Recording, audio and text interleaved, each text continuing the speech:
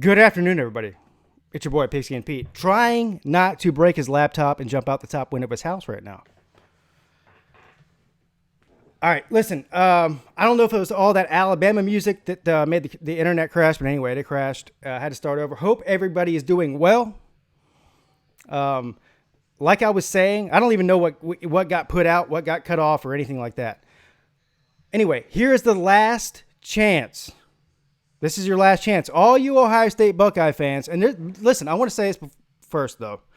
There's been some of you that have been very cool, and so I will say that before I say this, but the rest of you are complete and total potato heads, and you have been begging and begging and begging to get on the phone with me. Here's your chance. I waited till Friday night. I wanted to do it Thursday night. I said, I got to wait till Friday night after all the Ohio State fans get their welfare checks, and they have a couple of minutes to call in. So here's your chance. Here's your chance. The number, if you want to call in, 864-207-4522. And also, I also don't know what else got put over on the first stream that I did. As far as the Alabama sentiment, I think we all need to raise our glasses. In this case, for me, it's going to be a Sweetwater beer. And give a cheers and a toast to the Alabama Crimson Tide. You have blessed us with your presence in the college football playoff since the inception in 2014 when you got beat by Ohio State. But since then, you've been a beacon of hope for all of us fans across this beautiful land to be near as good as you are. But Alabama, your time has come and your time has gone. It's time to go back to pre-2008 and start rooting for Kyle Busch in the NASCAR again. Thank you. Cheers. Everybody cheers. Have fun in the Citrus Bowl. By the way, I do hope you beat Michigan, though, because they're even more obnoxious than Ohio State fans. Anyway, the number to call in, 864-207-4522. And don't be scared. Don't be scared. No calls on the line. It's funny how it happens, isn't it? Funny how that happens. Let me see who's in the chat real quick. Keyboard Warriors, all of you. Not all of you, a lot of you. Clemson Carson's in the house. Tyler Hankins. DeGoat Watson, Little C7. Gator Hater Knoll Nation. I like that name. We ready this time? Goose 76. Moko Tiger 843. What's up, Pete? Hope you had a great Christmas. And you're streaming tomorrow of any of the bowl games. No, I'm not tomorrow. No, I'm not. Edward Craven's in the house. Jay Jobs. My man, Billy Dawson in the house. Alabama fan. Tiger Nation. Clark Fly. Bryant Denny Stadium. LSU. 4531. I pretty much agree with that. 4531. LSU. Lucky Ticket says, cheers. Cheers to you, sir. This guy that just fell on his keyboard or spilt his Jack and Coke on the keyboard, whatever that is. Ohio State fans going to outnumber the cheapo Clemson Suck fans in Arizona. Yeah, probably a game. That's definitely a boom chicken right there. Only boom chickens say Clem Suck. But you misspelled it, though. It's supposed to be CLEMSUX, not CLEMSUCK. So you're either a very, very bad troll or you just don't know what you're doing. Probably a combination of both. Border Bob, Ballard Sports Media. All right. Again, this show is the call-in show. It's driven by the callers. And so without any callers, we won't talk. But I got one on the line right here. Good afternoon, you're on Pete. Hey, how's it going, Pete? This is Diego from Ohio. Hey, what's up, Diego? How you doing, brother? Oh, not much. Sitting here making mac and cheese for the kids. I heard you prodding us Ohio State fans. Nobody called, so I figured I'd be the guy. I told the radio thing Ohio State by 1 billion, right, but that's just me messing around. Right. I don't know how anybody goes into this game on either side with some supreme confidence that their team is going to win and win big. Like, as an Ohio State fan, I'll tell you, hell yes, I was scared to play Clemson because I think they're the other best team in the country, just like I feel Clemson should feel about Ohio State. Sure. Yeah, and I don't disagree with you. Hey, do me a favor. Can you turn down your phone or your internet or whatever you're watching me on? Because I can hear the playback from it. I don't have. Are you hearing my voice come back? I'm hearing my voice come back. How about now? I had you on. All right, there you go. There you go. We're good now. Okay. Yeah, so I feel the same way. I've been saying the same thing all season, right? I've been saying that out of all the teams in the top four, I said before the last selection happened that out of all the teams, LSU, Oklahoma, Ohio State, the one I want to play the least in the first round is Ohio State because I feel like these are the two best teams. And if Clemson were to play either LSU or Oklahoma, I feel like that would be their easiest path to the national championship game. So I agree with you 100%. Here's the thing, though. Here's the thing, and I don't know how long you've been watching me on YouTube, but why would Clemson fans not be confident about this, right? And I know people want to say the past don't matter, but it does matter because everybody talks about the past constantly, don't they? They talk about last year. They talk about the year before that. They talk about the past 10 years. They talk about the past 20 years. In Ohio State's case, they talk about the past 100 years, right? So why would Clemson, a team that has been to the playoffs 5 years in a row, has won 2 out of the last 3 national championships, and why would we not feel confident about beating Ohio State?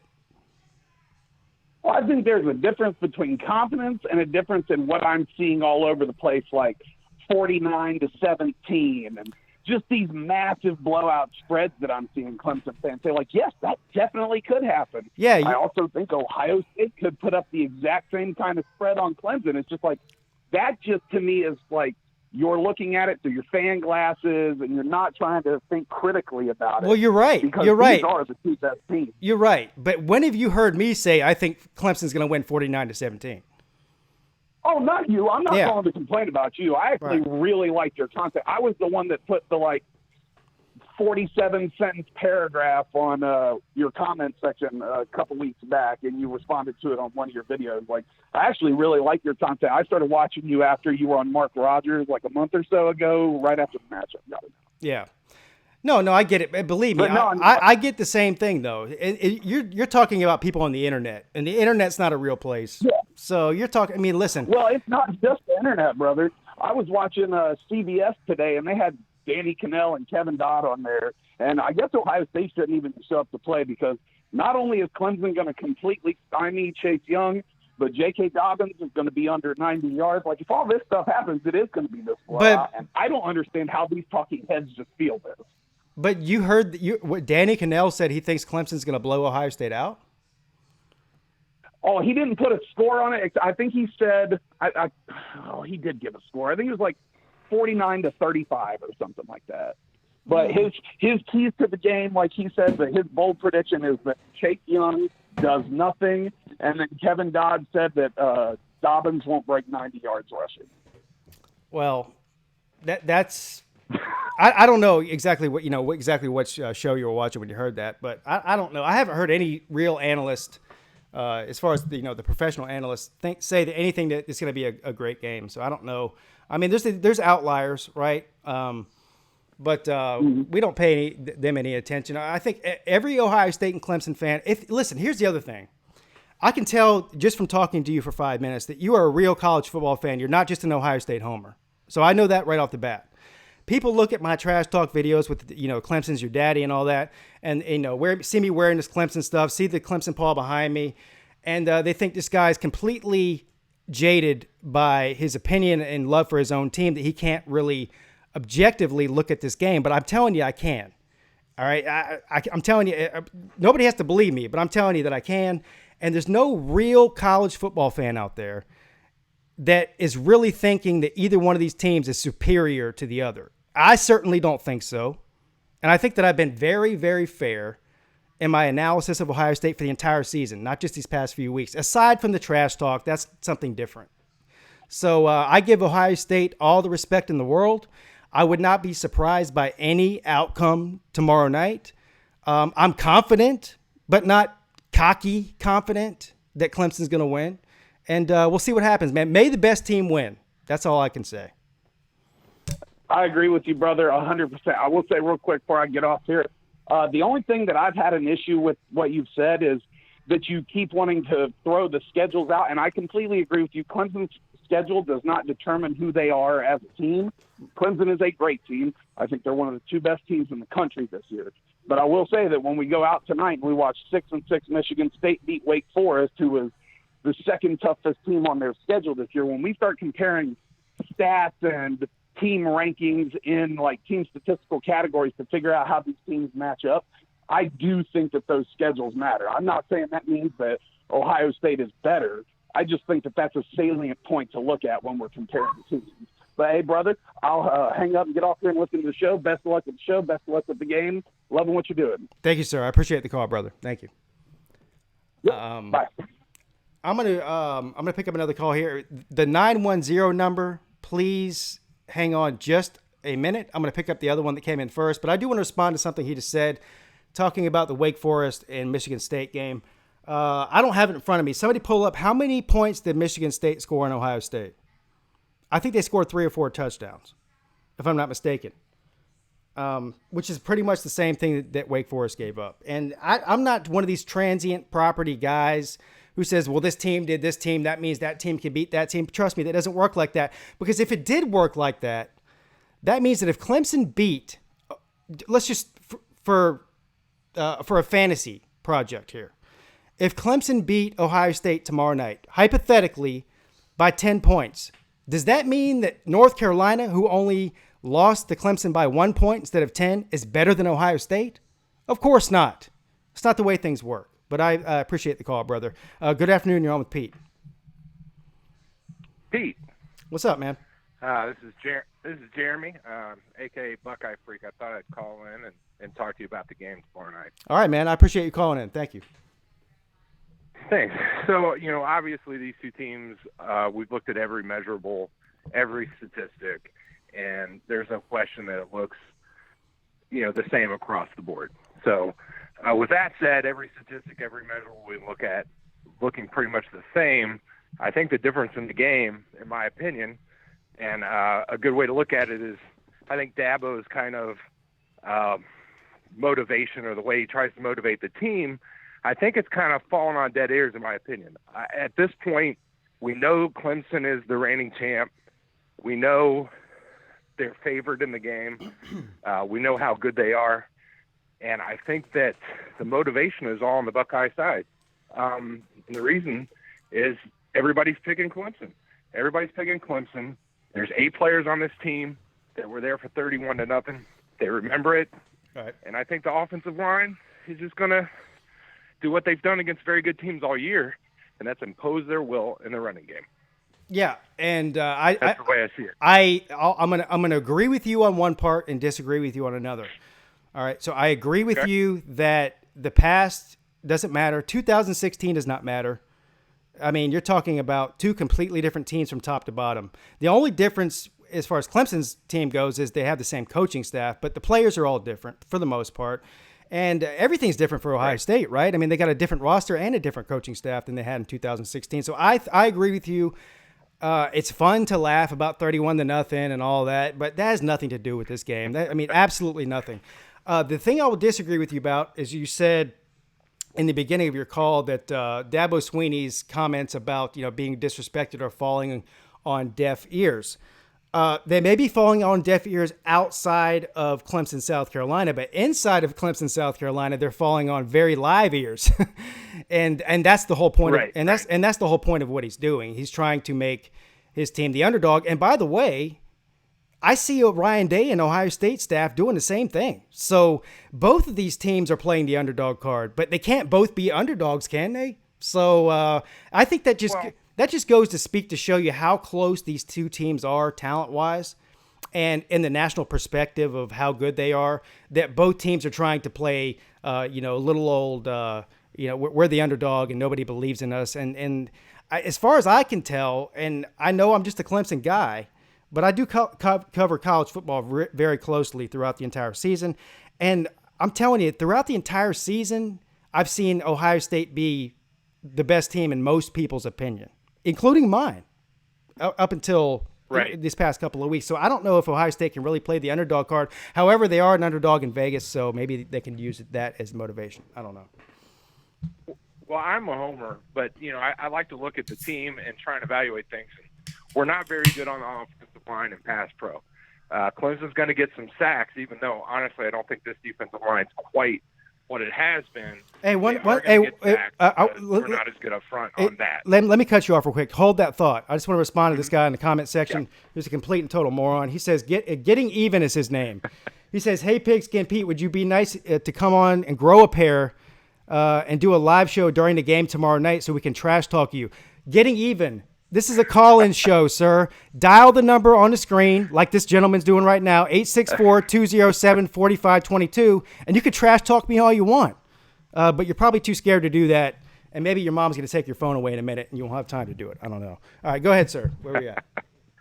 No, I was just going to say that, the offensive line for Ohio State, Josh Myers in particular, the transfer, Jonah Jackson, Wyatt Davis, five-star recruit coming in, and the two tackles have basically embraced Mickey Mariotti's strength program, and they're fit. They're 315. They lean in the running game, and I mean lean. So when we decide to run the ball, I'm not sure there's any team, including Clemson, that's going to basically stop and hold Dobbins for under 100 yards. It's not going to happen. I think that Clemson can do that if they sell out to stop the run. And I'm not saying they will. I'm saying they can't. It's possible they can do that if they sell out to stop the run. Right. And both these teams have the same problem. They could have done that. Yeah, they could have done that in 2016 if we were talking about the same thing, because in 16 we didn't have the passing game. We had the 46th, I think, ranked offense in the country. And if they do that, it's going to be Chris Olave day. And I give all the credit to Clemson, man. Higgins and Lawrence are the best combo we will face all year. All the credit due. I think the defense, though, the defense is schematically amazing and great coaching on that side of the ball, but I just don't see the defensive line that's going to be able to stop it. I just don't. I'm going to go 38-34 or 38-27 Buckeyes pending a late score. All right. Fair. But thanks for the vine, Pete. Yeah, man. Thank you. I appreciate the call, brother. Got it. All right, guys. I'm going to pick up the next call on the line.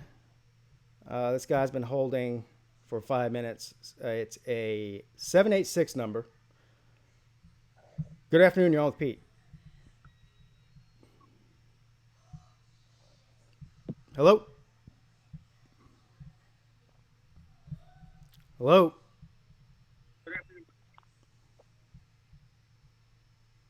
Hey, you're on the air. I can hear myself in the background. Hello? Hey, what's up? Hello? Yeah. What you got for me, brother? It's, is this Pigskin Pete? I mean, you called me, didn't you? Oh, yeah, I am. Yeah. Yeah, I'm sorry. My name's Isaiah Coyote. All right, man. What's up? Look, I started out being a Clemson fan. You know me. I'm like one of those. I think I started out probably back in 2015. Really, I was just betting on them to see who would win, Alabama versus Clemson. So after that loss, I felt heartbroken. But, hey, man, look, I just want to – no, I'm just going to skip a little. But I just want to say, what are the chances do you think Clemson has against Ohio State tomorrow? More than 50%. Well, are you sure?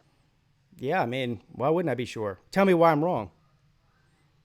I'm not trying to say you're wrong, man.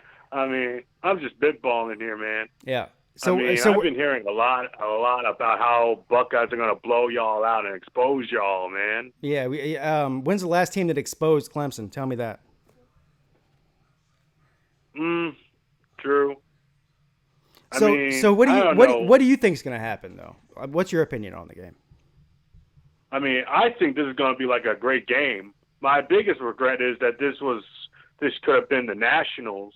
Yeah. Because I agree. I've been saying it since all month that these two teams are going to meet, but sadly it ain't. I mean, yeah. I'm a little disappointed about that. So you said in the beginning of the call that you started out a Clemson fan because you were betting on them. So who are you a fan of now? Yeah. It was 2015, really. So it's hard to tell. So yeah, it was a really close game too.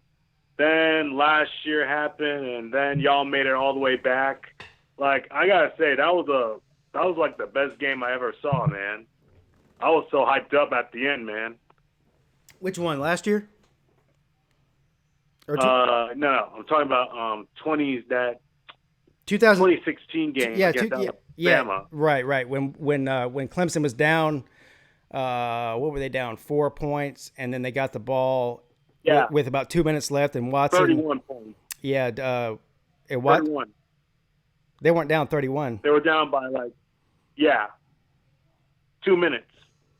They weren't down by 31. They were down 7 or 4. Oh, they were. Yeah, and they came back with 2 minutes left to win the game with a touchdown to Renfro. Yeah, that was what I was talking about. Yeah, you can't get 31 points on a touchdown. Last time I checked. But, Yeah. So. Yeah, I'm very new at this, man. I'm sorry. My name's Isaiah Coyote. Gotcha. Well, welcome to the college football world. Number one, I mean, we need more. We need more of us, so I'm welcoming you in with open arms. Welcome to the Pigskin Pete YouTube channel. I don't know how long you been watching me. I've been watching for some time, man. I've been watching you since last year. Okay, good. So you're I consider you one of the originals, not like original, but one of the. If you've been watching me for a year now, that's a pretty long time. So I appreciate the support, and thank you for calling in too. Yo, you're doing a great job, man. Yeah. I just wanted you to know that you're doing a great job and keep up the good work, man. Thank you. So, and I wish you for the best, man. You, to the community. Let me tell you this, man. I looked at Clemson, like I gotta say, I love the tradition, man. You guys run the state of Carolina. You run the state of South Carolina, man. I'm always gonna laugh at this team. Like, I respect y'all, man. I mean, now you guys are number one in recruitment, man. Yeah. I look at those recruiters, man. You guys, I think you guys got 2 or 3 years of national championships, man.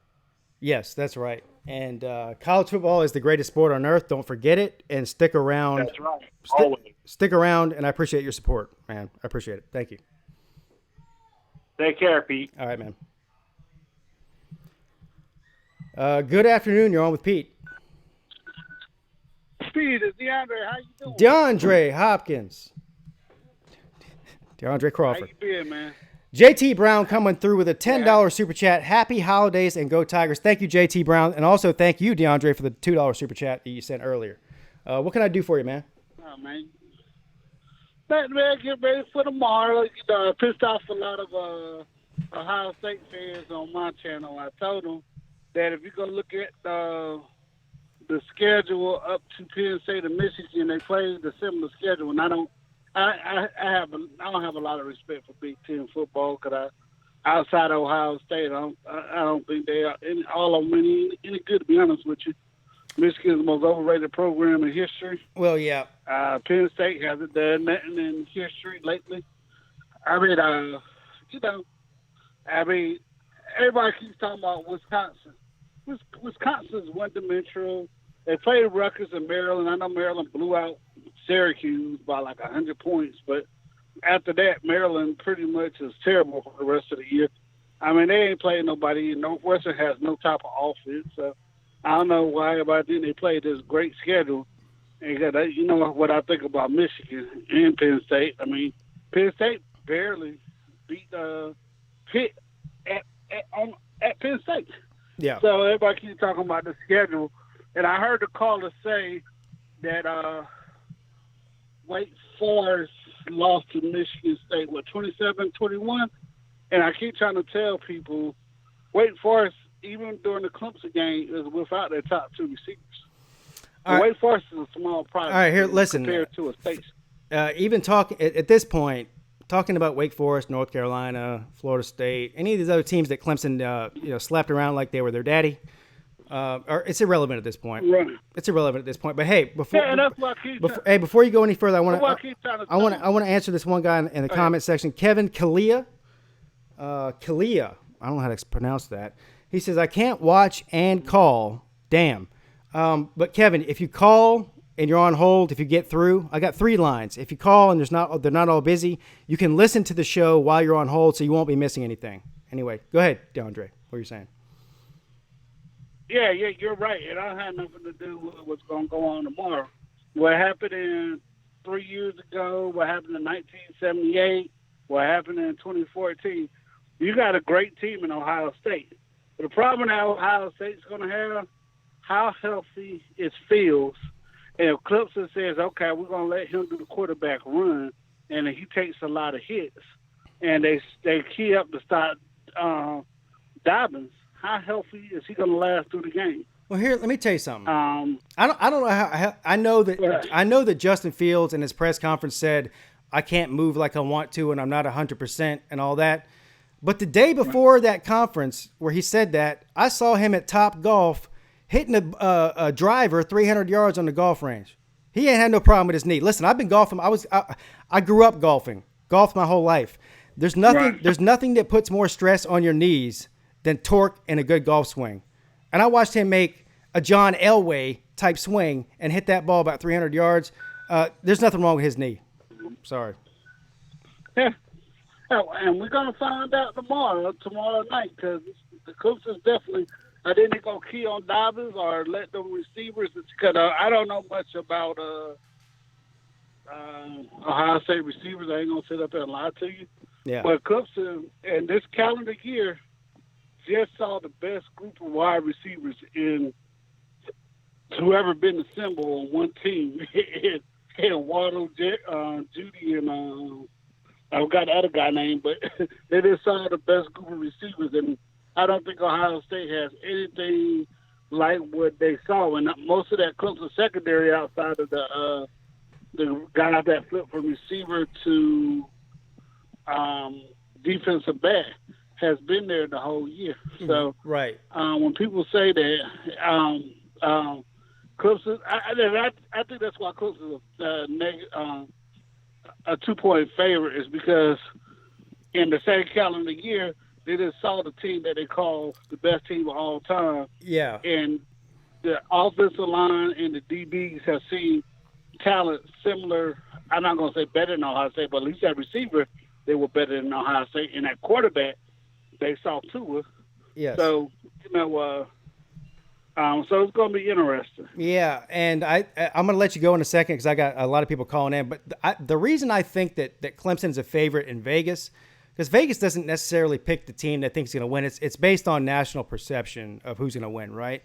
And I think that 2-point, that on a neutral field, that 2-point or 2.5 points or whatever it was when it opened, is just a respect for Clemson for having won 28 straight games and having won 2 out of the last 3 national championships. So I think that really in Las Vegas' mind, which is really the most unbiased pair of eyes you can have on a college football game, because they don't care about fandom or anything like that. They only care about money.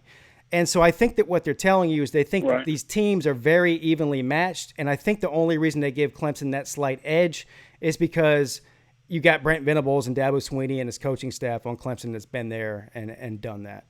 So, yeah, experience and offensive line. Yeah, a lot of Mark Rogers did a great job. He pointed out, outside of Carmen Jackson, most of the offensive line played against Ohio State back in the day when they had Bosa and Chase. I don't think Chase Young was there. Yeah, this is the best offensive line probably at least in the past 20 years that Clemson's had. No, that's what Mache said, but I can't remember who did 20 years ago. I don't think that was good either. But get to the other calls, man. I'll talk to you later. All right, man. Thank you. There you guys have it, Don J. Crawford. This guy's been holding for 6 minutes. I see an 803 number on there. It's been holding up for 4 minutes. Just wait another couple of minutes. I'll get to you, sir. Good afternoon. You're on with Pete. Hello? Hello. Is this Pete? It sure is. Pete. What's up? Hey, I like you already. Now, I'll state right off the front here, I am a Buckeye fan, okay? Awesome. Now, with that said, I like you already because you're a golfer, and I worked in the golf industry down in South Carolina for about 5-6 years. But anyway, awesome. Let's get to football. All okay. right? All right. Now, Vegas is very thorough as far as figuring out what the line's going to be. They're very thorough. Right, yeah. And I think there's one thing that you're forgetting about that 2-point line. And some people might disagree with me, but I think it's factored in. Okay. When they factored that line in, Justin Fields was already injured. Okay. Okay? Because he got injured weeks and weeks ago. It got re-injured and got re-injured again. Now, I still think that Clemson would have been given the nod maybe at a point, or even it would have been a dead heat. But I want you to know something. If I was gambling, now I'm a Buckeye fan. If I was putting money on the game, I would give the game to Clemson if I was going to put money on it. You mean on the money line, on the money line or the spread? You mean on either. Okay. I think Clemson, if you're betting money, I think they're the better bet, only because of two things. Dabo's been there before, and Justin Fields is injured. Because everybody on this program hasn't brought up one thing. Justin Fields is every bit as good as Lawrence. He beat Lawrence in 2 or 3 competitions when they were getting ready to enter college. What competition you're talking about? You're talking about Elite 11 competitions where they're it's a he beat them. It's a dog and pony show. That's not real football. Look, wait a second. You're minimizing the legitimate competition. No, it's not legitimate. You're minimizing I am, because it's not legitimate. The Elite 11 competition is just, it's a lot like the NFL Combine. Like, I'm not a big NFL Combine guy. You put guys out there in underwear with no pads on. Nobody's hitting them. There's no threat of being pass rushed. And they're throwing around a football. That's not real. That's not football. Same thing with the Elite 11. Well, I'll agree to disagree with you. All right. But the bottom line is I think, and I'll leave you with this. I think the whole key to this game is, it's real simple, is you guys and us, whoever wins the trenches and whoever runs the ball the best is going to win this game. I think it's that simple. Yeah. And the reason I say that is this. You have great receivers. We have great receivers. Mm-hmm. You have good DBs. We got real good DBs. You have a slight advantage with T. Higgins and Ross. Right. They're slightly better. They're slightly better than our guys, okay, as far as the receivers go. Our DBs are slightly better than yours. Okay. So I think with the experience that Dabo lays out, as far as being a great coach, and he is, and I was teasing you the other night online about the steroid thing. That was just to get stuff going, okay? I was just having fun. Oh, no, you can't. But the bottom line, the bottom line's this. I think we're going to get entertained to maybe the best college football playoff game ever.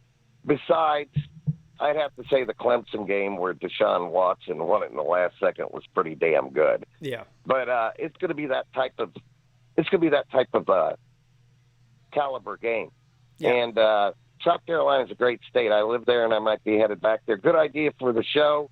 But I do think because Justin Fields is injured, you guys got to slide in. Take care. All right. You keep saying he's – hold on before you go. You keep saying he's injured. I don't think he's injured. Okay, well, it's a fact. Well, it's a fact that he had a sprained MCL.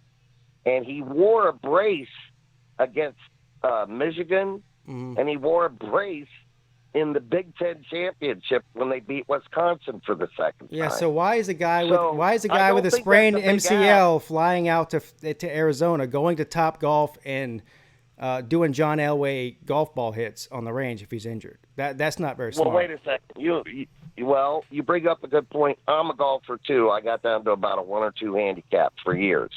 Okay, I know the golf swing. Right. And yes, it does put some torque on that knee.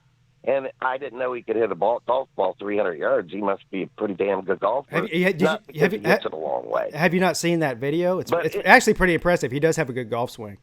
But yeah, listen, he's really. I mean, he has a good golf swing. No kidding. He's got a baseball a power swing. Like a lot of baseball players have when they play golf. But he was not holding back on that golf ball. He was hitting one after another, and he was hitting them full force. And his knee looked like it was fine. To me. Okay, but you and I both know that if you got a slight injury, it can get aggravated. Then why is he playing golf if he's got an injury? That's what I'm saying. I think he's about 90% there, Pete. But anyway, I can see why you feel the way you do. Great idea to do this show, and I got to say it, brother. Go Bucks. All right, man. Thank you, brother. Thanks for calling in, man. I appreciate it. All right, man. Thank you. Good afternoon. You're on with Pete.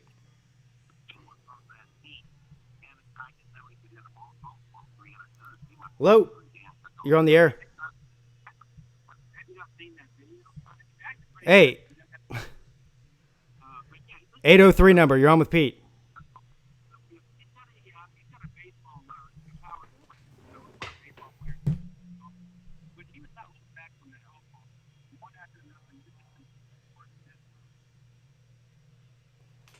.803 number. You're on with Pete.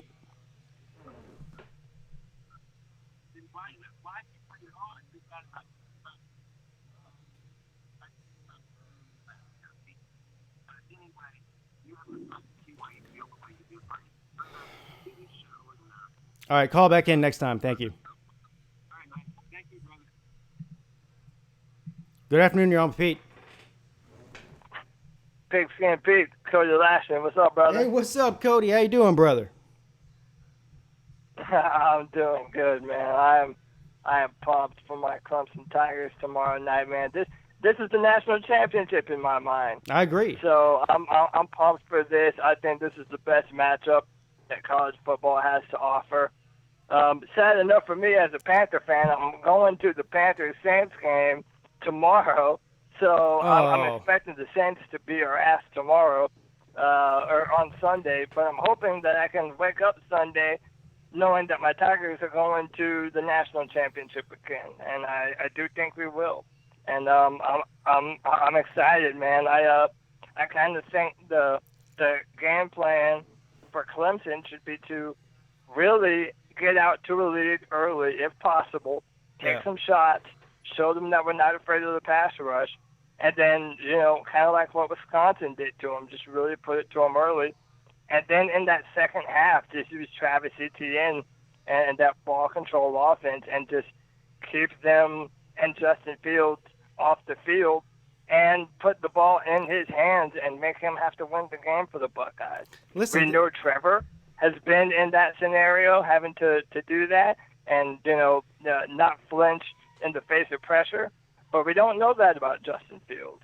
So I'm kind of hoping that that's what Clemson's looking to do. Yeah, look, man, us Clemson fans, and I wasn't on YouTube in 2016, so I didn't deal with Ohio State fans on YouTube. I've dealt with a lot of other, mainly Alabama, because we've been playing them every year. Of course, I've dealt with Notre Dame, as far as the playoffs are concerned. But here's the reality, man. These Notre Dame fans, all they want to talk about is how the ACC sucks and how Clemson hasn't played nobody, and they're not going to see anything like they're going to see this Saturday with Justin Fields and J.K. Dobbins and Chase Young and Okuda and all these great players on their team. And I'm just sitting back because I've been through this before. This is nothing new for Clemson. It's new for them. It's new for them, but it's not new for Clemson. Clemson has been playing in the ACC. They're one of the original members.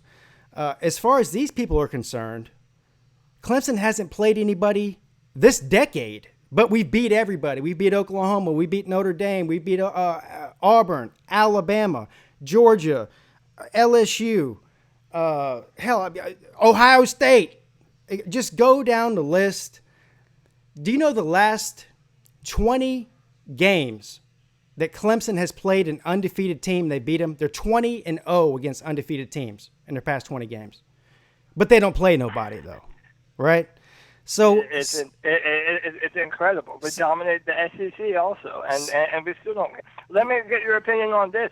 I kind of think last year's Alabama team that we beat in the national championship on paper is just as good, if not better, than any other team in the college football playoff right now. Listen, that was a Alabama team. Do you? I mean, people have short memories. I'm glad you brought that up, man. Last year, this Alabama offense with Tua, they were setting every record in the SEC offensively. There was people leading into the Clemson game saying that this might be the best team in the history of college football, and maybe definitely one of the best offenses in the history of college football, and Clemson completely shut them down. Now, I'm not saying, because this is a different year, a different team. I'm not saying Clemson's going to shut Ohio State out or beat them 31-0 or 44-16. All I'm saying is the ACC was terrible last year. This is the same exact offense minus Hunter Renfrow, but everybody else on the offense is there that was there last year. The same team that did what they did to Alabama in the national championship game this year, this calendar year. The defense is different, but just as good, certainly statistically. So I don't know, listen, I get being a homer. I'm a homer too. But I don't get the whole thing where they think just because Trevor Lawrence threw some interceptions in the first half of the season, and that Clemson, skated by North Carolina in week 5 or whatever it was, that all of a sudden that means Clemson can't compete with Ohio State. These guys are out of their mind. Yeah, and correct me if I'm wrong, but no one plays championship football in September. That's not how it works. Well, and one of the things that we see year in and year out from Dabo Swinney and Brent Venables is that we play our best football when it matters the most, in December and January. And Dabo Swinney is the ultimate motivator. He is never, ever going to let his team, start smelling their own crap, for lack of a better term. We haven't earned anything. And I think Dabo, it pushes that message to him that no one respects us. Listen, I even mentioned this on Twitter, and I saw you might have reacted to it or commented on it. But we could win the national championship this year, go undefeated into the playoffs next year, and the ACC is going to be so bad, we're still not going to be anywhere near close to the top spot, being ranked number 1 even next year. So, I mean, we're in the perfect situation. We have an incredible amount of talent, and I honestly believe that we have the best quarterback/coaching staff in all the nation. And I'm confident. I have some butterflies because I know Ohio State is a badass football team. Yeah. But I'm confident, man. I think my Tigers are gonna get it done. Yeah, and I agree. I'm confident, but not. I'm not cocky about it. Even though people think I'm cocky about it, I'm not. I give all the respect to Ohio State. They're amazing. They've been the best team. They played the best competition and have destroyed the best competition all year. Clemson hasn't, but it's not Clemson's fault because they haven't played the best competition. It is what it is. But at the end of the day, I just saw somebody in the chat, and I'm going to let you go in a second because I got some calls to get to, but I just saw somebody in the chat say that you act like Ryan Day is going to forget how to coach just because it's a playoff game. No, he's not going to forget how to coach. But guess who's not going to forget how to play? All these players on Clemson that won the national championship last year. That is something that Ohio State doesn't have. It just is what it is. Who knows? Maybe Ohio State will come out tomorrow night and put on the best performance and beat Clemson. I'm not saying they won't. But experience does matter in games like this. It just does, in my opinion. See what happens. It matters a ton, man. And, yeah, my battery's dying anyway, so I'm going to let you go. But, yeah, I'm hoping for so my brother, half of my family's from Louisiana, so my brother's a Saints fan, and he's a diehard LSU fan. So we're hoping for that Clemson-LSU national championship. It might be a war in my house, but that's what we're hoping for, man. And I need to show him once and for all that there's only one Tigers from the real Death Valley, and I feel like we need to show him that sooner rather than later. That's right. Amen to that. Amen to that. And before you go, I want to let you know this: free Cam Newton and no more white bitches for Antonio Brown, please. Thank you. Yeah, absolutely, man. And hey, shout out to you, man. I love your channel. I love the work you do. And keep it going, brother. You know I show love. All right. Thank you, Cody. Appreciate it, brother. Later, man. All right. That's Cody Lashney. Everyone go check him out, especially if you're a Carolina Panthers fan. He does Carolina Cat Chronicles on YouTube. Good afternoon. You're on with Pete. Hey, Pete. can you hear me? Yeah, I can hear you very clear. How you doing? Good deal, man. Hey, it's Kevin Killalay. You keep saying Killalay. That's okay, man. I love your show. Thank you. Big college football fan myself here in 614 up in Columbus. Awesome. Old man, too, man. So, seen all these battles, trust me. Yeah. Charlie Bauman interception. So you the whole bit. So you saw the Woody Hayes punch, the famous punch in the Gator Bowl in 1978. I was on my living room sitting there watching it live. I was on Google Plus as Bobblehead Woody. Woody's pretty special here in Columbus, even though he lost his frickin' mind. But yeah. Anyways, Charlie lives in Cincinnati, Ohio. I think he still lives there. So he gets a lot of grief here in Ohio. But hey, listen, man. I think I hear all this. I hear a lot of talk of Vegas this, Vegas that, or whatever. He's hurt, he's that. Man, you're talking about two teams lining up with huge talents and fantastic coaches. Right. It's just really, man, put it aside. 16, dude. I was the first to say, what the hell are they doing in the playoffs? This guy can't throw past 15 yards without being on a line, and it's not going to fly. And 3 yards cloud of dust with your quarterback getting drilled every play. He's not going to get past an elite team. Never will. And so I watched that game, just kind of snickered, saying, well, you didn't belong there. Penn State should have been there, first of all. But anyways, it's going to be a great game.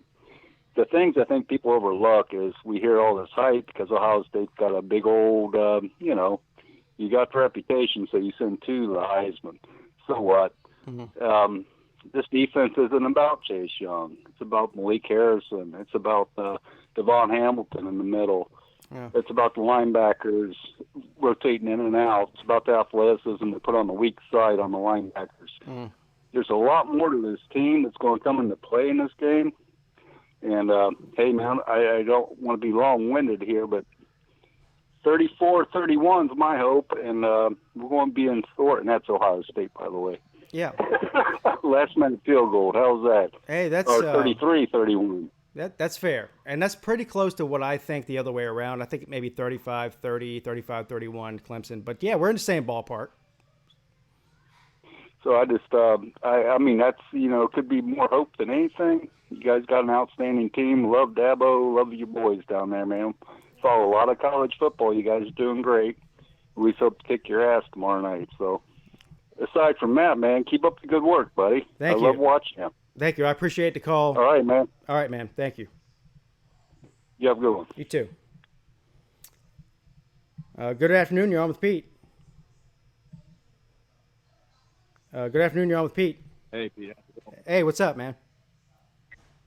Hey, man, I called you last time. I was like one of the last callers that called, Derek from Cincinnati. All right, what's up, Derek? How you doing, brother? I'm pretty good, man. Yeah, man, I just wanted to call in and tell you, I'm just as pumped as you are. I can't wait for this game to kick off tomorrow night, man. It's going to be yeah. I think it's going to be shot.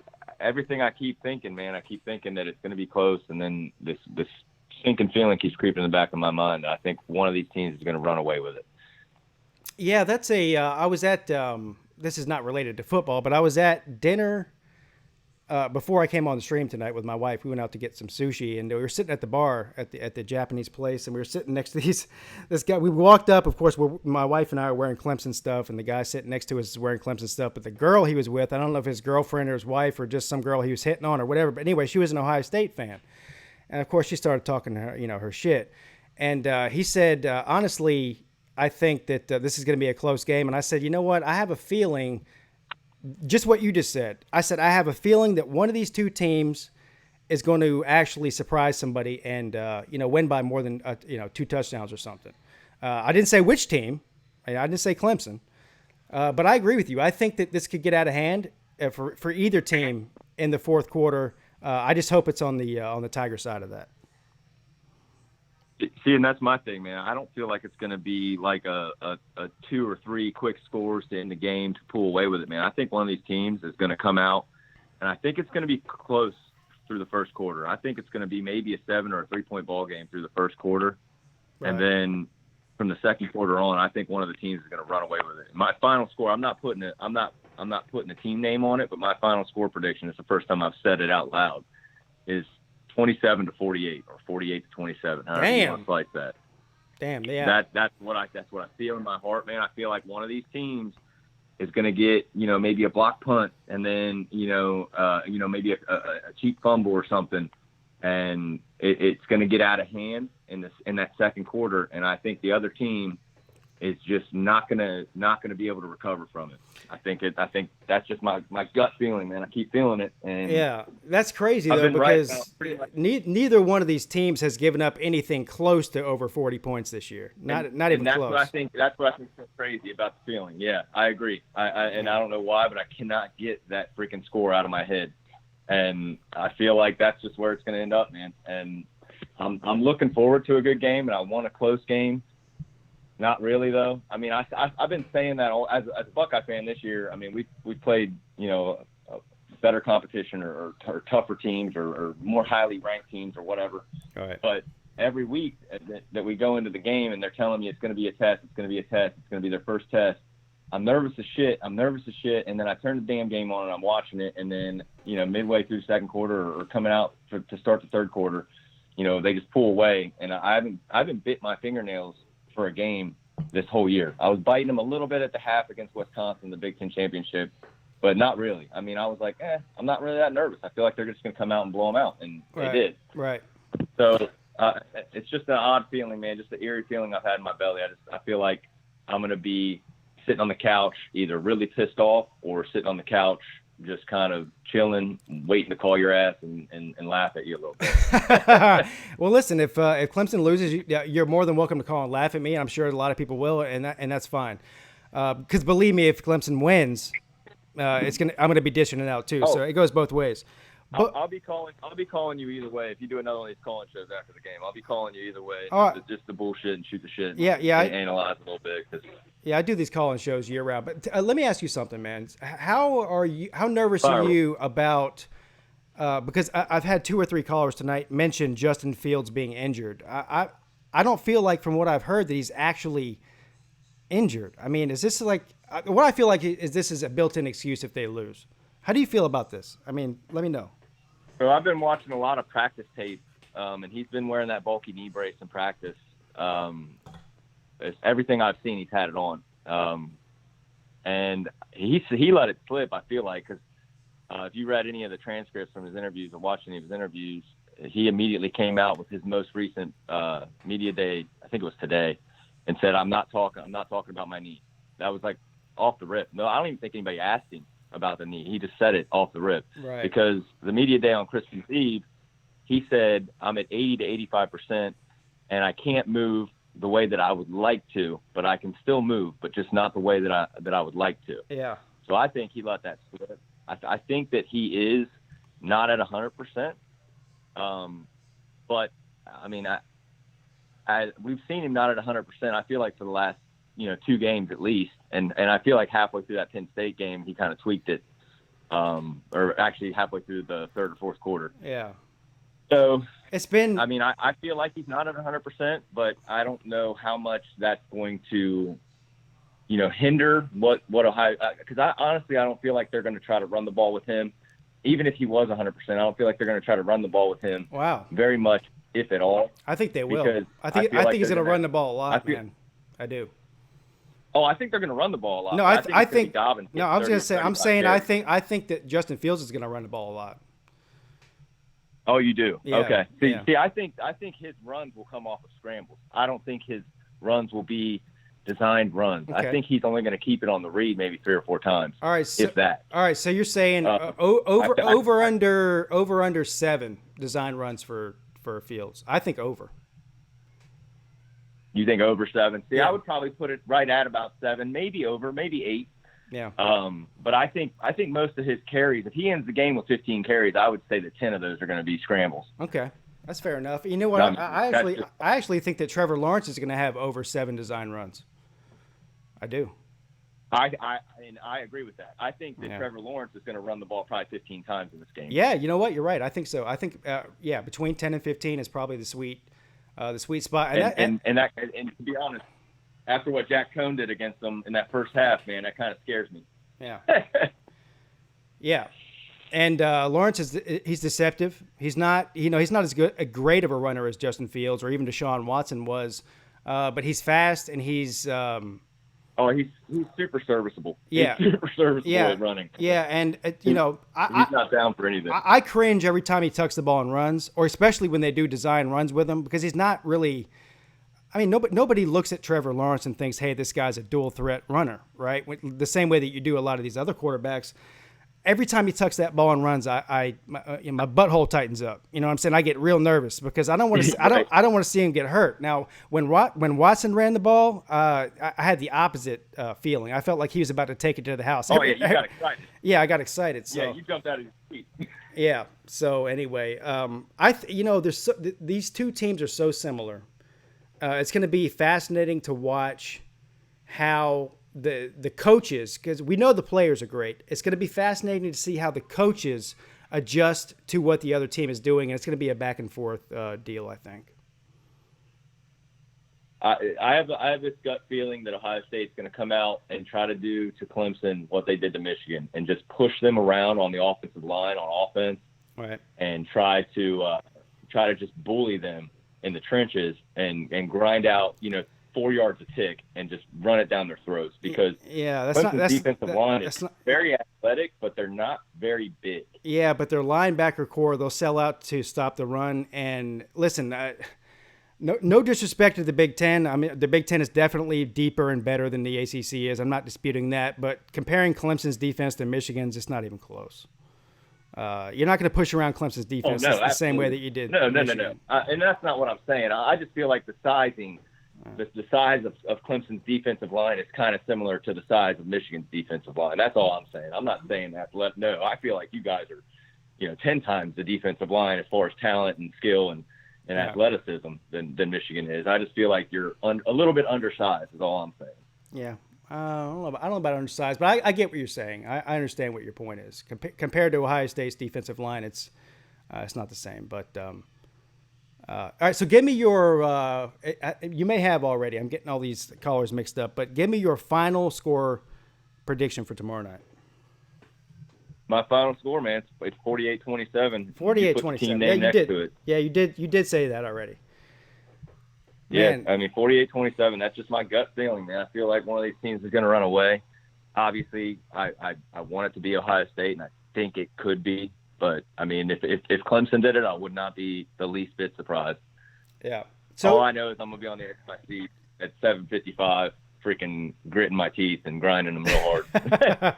I'll be on. We'll see how intoxicated I am tomorrow night. If I'm not too intoxicated, I'll come on live right after the game.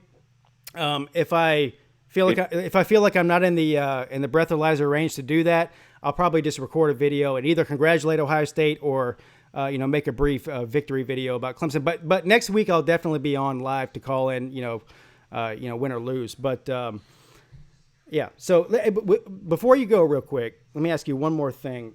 Don't give me your address or your telephone number or anything. I wouldn't want you to do that. But where do you live in the country? I'm from Cincinnati, Ohio. All right. Man, I've been there a bunch of times. So are you a Cincinnati Bengals fan in NFL? I'm a Bengals fan, but so I boycotted the Bengals for the last 3 years because I was done with Marvin Lewis. You sound like what I've been boycotting the Bengals. So yeah, you sound like me right now with the Panthers. Right. So my son he's 8 years old and he's really into football, real big. I mean, he's a huge Ohio State fan, obviously, because I'm his dad, and he wouldn't be able to live here if he rooted for anybody else. But he's a Saints fan, and I got to looking at rosters while I was boycotting the Bengals, and the Saints have the most Buckeyes of any team in the NFL. So I was like, you know what, I'll be a Saints fan with you. So I root for the Saints now. That's kind of where my rooting interest lies.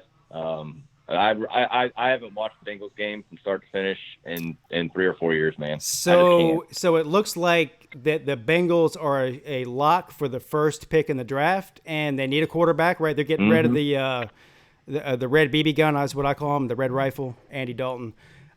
So obviously Joe Burrow is going to be probably the first quarterback taken. Joe Burrow is an Ohio kid, Would you become a Bengals Yep. fan and put that dusty old jersey back on if they drafted Joe Burrow number 1?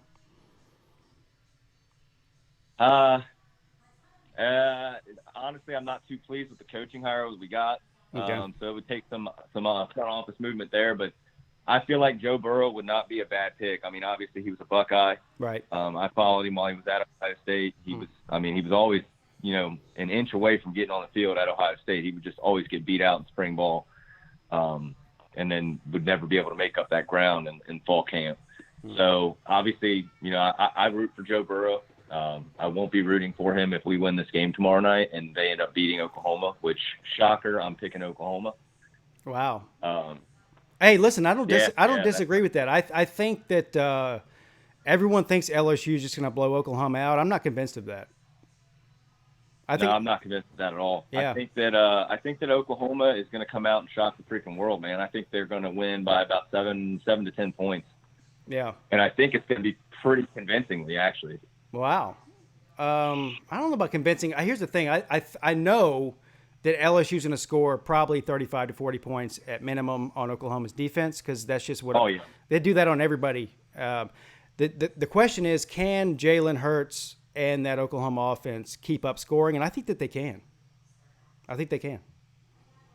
I think it's gonna be 45 to 38 or 39. There you go. That's a good prediction. I'm on board with you. I don't know. Listen, I'm not guaranteeing a victory like you are for Oklahoma, but I do think it's going to be closer than the national perception is.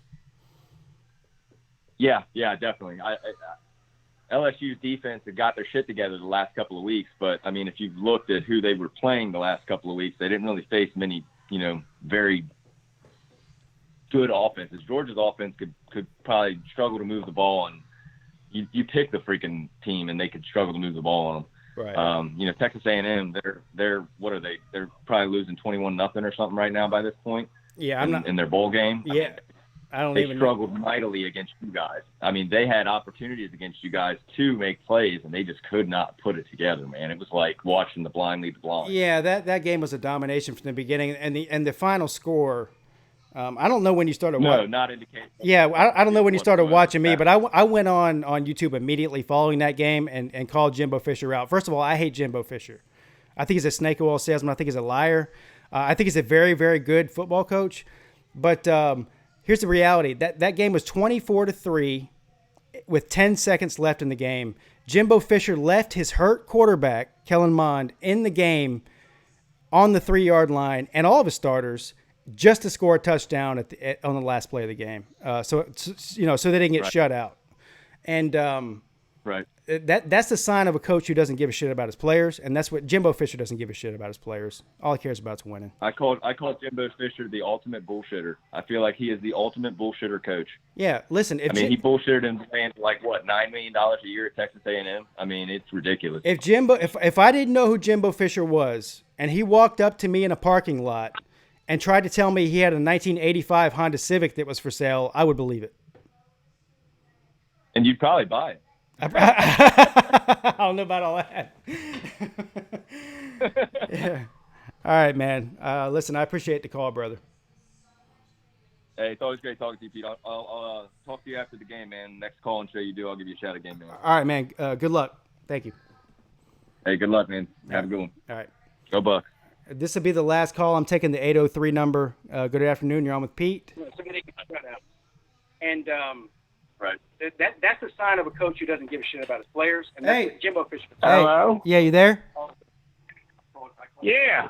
Hey, what's up? Can you turn down whatever you're watching YouTube on? Because I can hear it. Well, hell, I had you on the internet. I thought that show was live. Yeah, you're live right now. All right. Well, I'm a Clemson fan. All right. Start with, like you. Awesome. Have been for 30 years, but people say Clemson don't play nobody, but the offense practices against number one defense in the nation every day. Preach. And then the defense practices against what are the offense? Number 4? Whatever. Yeah, I think they're top. Yeah, something like that. Number 4. But, so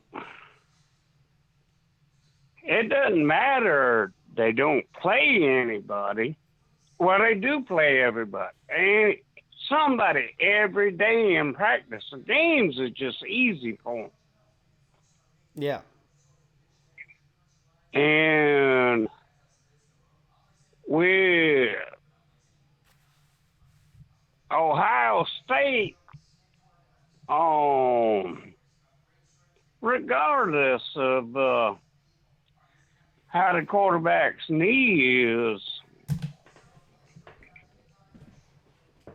Clemson ain't had to show very much in games. Nope. Playing in the ACC. You know what I mean? They've had them teams covered. Yep. So, Ohio State don't know what they're going to see out of Clemson. Defensively or offensively, you know? Everything that you just said was 100% correct. So I don't actually think it's going to be that close game. I ain't saying 31-0, but What exactly are you saying then? Yeah, I'm thinking 45-10. Depending on what that's Devil's got up his sleeve. 45-10 is more of an ass whooping than 31-0 is. Well, right. What do you think Davo has up his sleeve? He ain't had to show. I don't think the only thing I think he's got up his sleeve is apparently a bunch of syringes full of Osterine to shoot up the players at halftime. That's all I've heard. Well, I think he's going to bring in a bunch of the backups there at the end. That's why I give them 10 points. Well, listen, I hope you're right. I hope you're right. Well, I mean,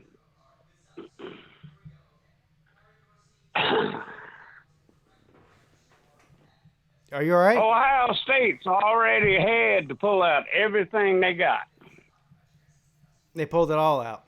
They went all in on three-of-a-kind aces.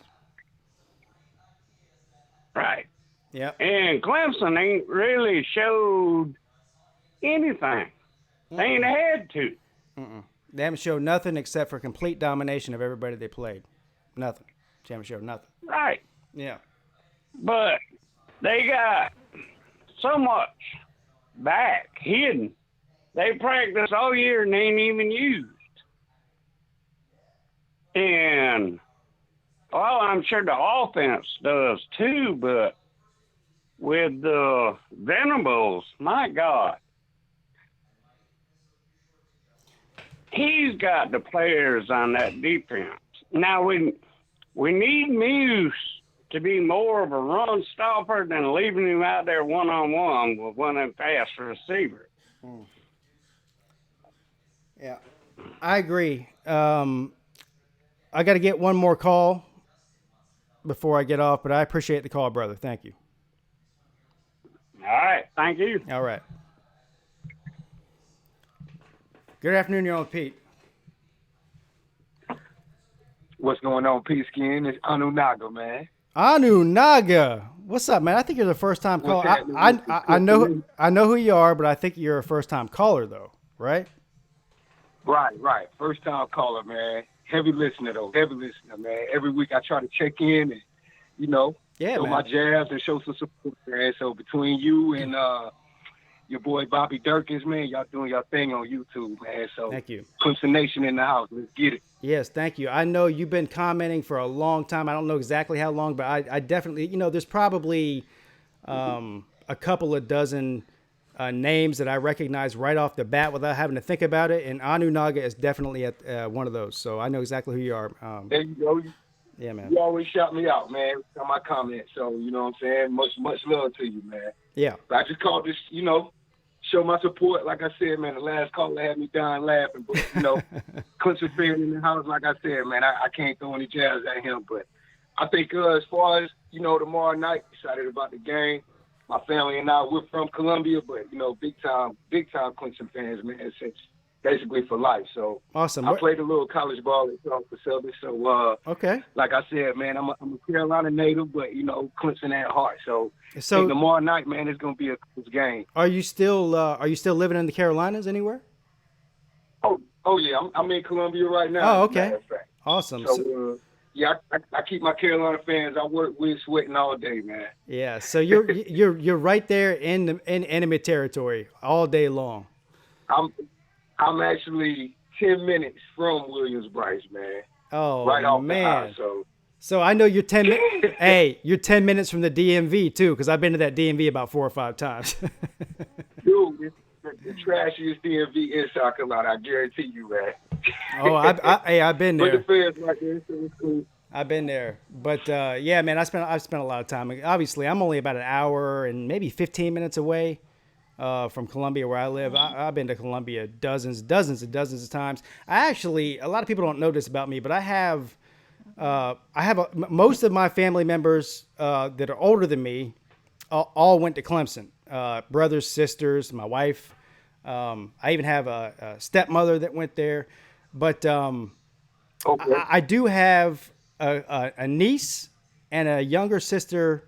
Younger half sister that go to Carolina. One just graduated from there, like 15 years younger than me. And so when we get together at the holidays, it's interesting because of course they hate Clemson, but they know. Oh yeah. But they already know how I feel about the whole thing. So we just don't talk about it. You know what I'm saying?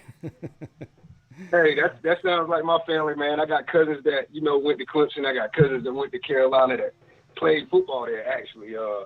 So, I mean, other than that, like I said, I can share the same sentiment, man. They haven't been saying too much the last few years, so we're definitely trying to keep it that way, man. Hey. For sure. Hey, my whole life has been nothing but a domination. So I don't expect that to change. Of course, I'm not a women's basketball fan, so I could care less about that. Hey, I can admit to that. Like I said, I mean, it's hard to root against the Orange. Our basketball team has been kind of, something to squint at the last few years. But oh man, don't like get I said, started. I've been a fan my whole life. I've been watching the ups and the downs from the 6 to 5 years with Tommy West, to the Ken Hatfield days. My dad used to have all those games on VHS, so it's only fitting, man. Like I said, I call in and show some love and support, man, and see what we do tomorrow night. Like I said, hopefully we bring in the W. It's going to be closer than the last game, obviously.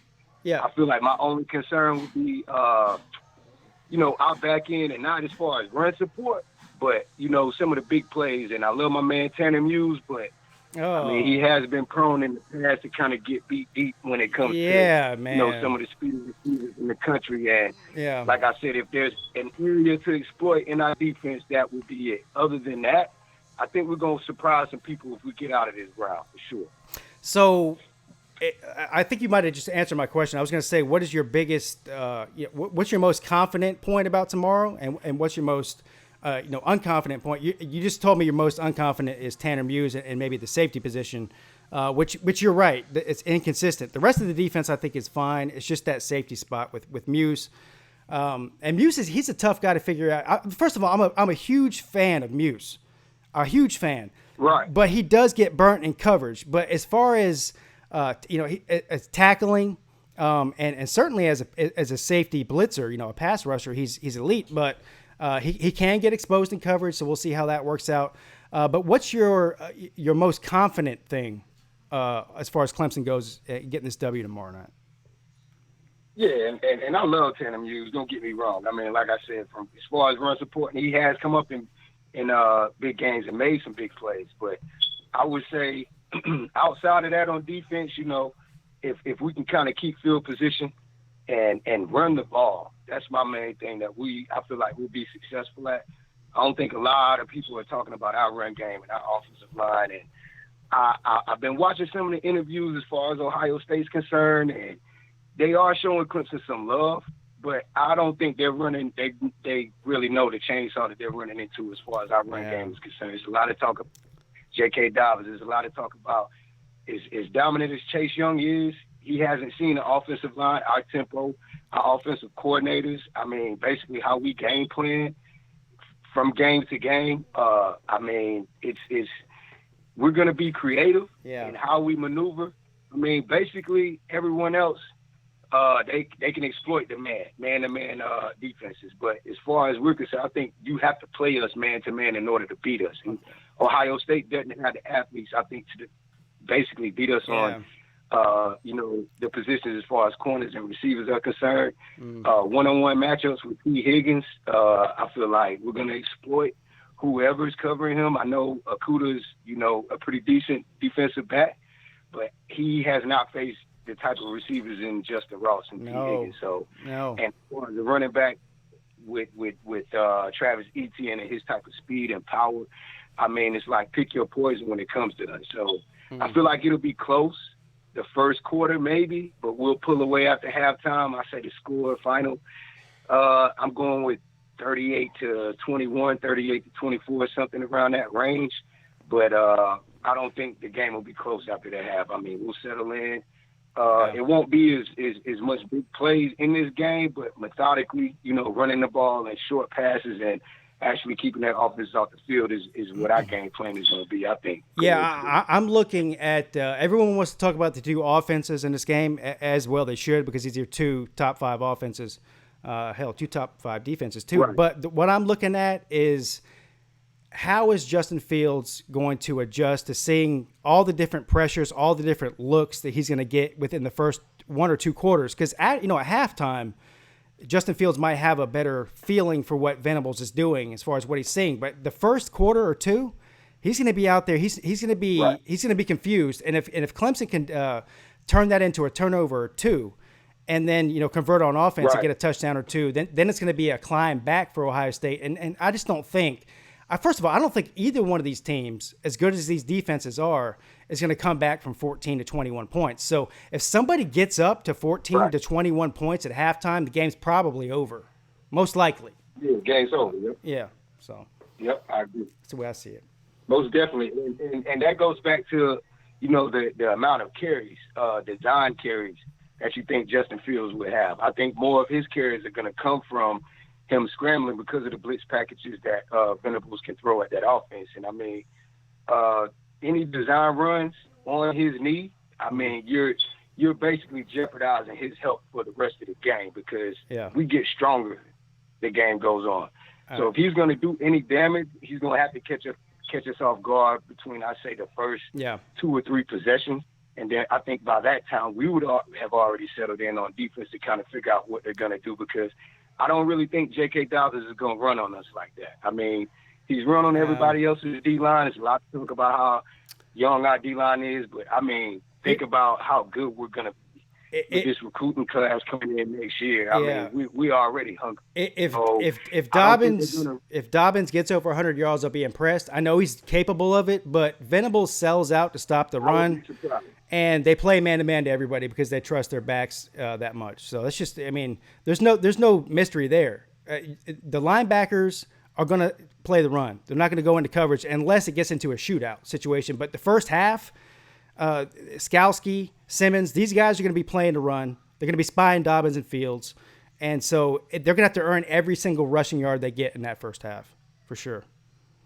Exactly. Yeah. Exactly. And I'm very interested in seeing Skalski and, you know, Jamie Smith, you know, Chad Smith, and how Isaiah Simmons can basically penetrate that line. And, I mean, I don't know. This would be the closest matchup I feel like we faced in the last 2 years, let alone this year. I know the Alabama game wasn't close last year, but you would have put Ohio State's team this year facing Alabama's team of last year, I don't know. I mean, I would say that this year's Ohio State team may give that team a run too. So, I mean, not to say that I'm nervous, but this is a great test for us going into possibly a game with LSU, which is basically the game that I want to watch because we kind of saw, a Clemson rise in football as a result of beating LSU a few years ago. I was at that. I was at that game. I was at that game in the Peach Bowl. Oh man, yeah, yeah, awesome game, and that's cool. I agree. So we'll listen. I got to go because my computer's about to die. But I appreciate the call, and I will look forward to talking to you, hopefully after a Clemson win next week. Most definitely, Peace Ken. Most definitely. Like I said, I'll be on here tomorrow night flipping back and through, forth to the game and whatnot. So, like I said, good luck to us. Good luck to everybody else. You know what I'm saying? And go Tiger Nation, man. I appreciate the call. All right, man. Thank you. Go Tigers. All right. All right, there. That's going to end the calls. I did have a couple of people on hold. I apologize. My computer's about to die, and I've been on for an hour and 22 minutes. If you don't count the 5 minutes, the video started out on. Let's go ahead and relive that while we're at it. Why don't we do that? I'll just go ahead and let my computer die, but let's do it in high fashion here. Hold on a second. Let's do it in high fashion.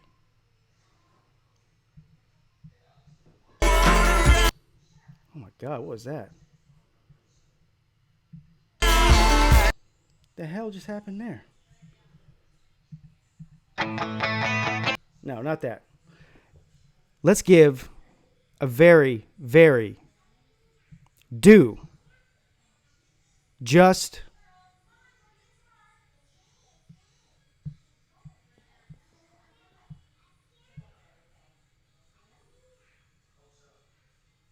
send-off for Alabama for not being in the playoffs this year.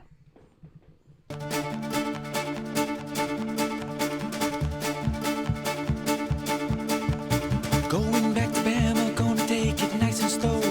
Going back to Bama, wanna see some more roads. Take it easy, Alabama, and I'll watch my babies grow.